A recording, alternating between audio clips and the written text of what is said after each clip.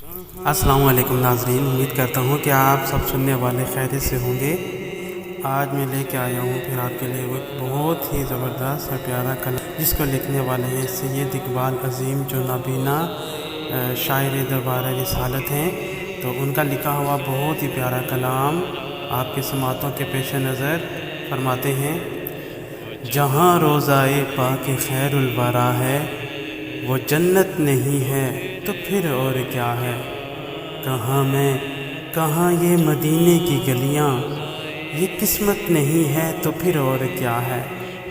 محمد کی عظمت کو کیا پوچھتے ہو کہ وہ صاحب قاب قوسین ٹھہرے، بشر کی سر عرش مہمان نوازی، یہ عظمت نہیں ہے تو پھر اور کیا ہے؟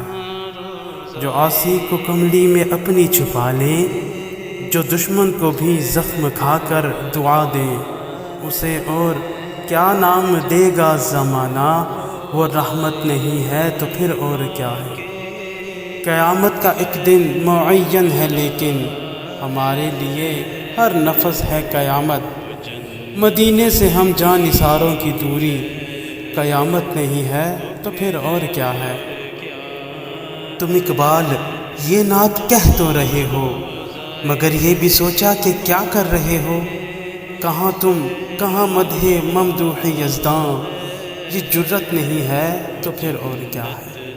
یہ جرت نہیں ہے تو پھر اور کیا ہے؟ امید کرتا ہوں کہ یہ کلام آپ کو بہت پسند آیا ہوگا۔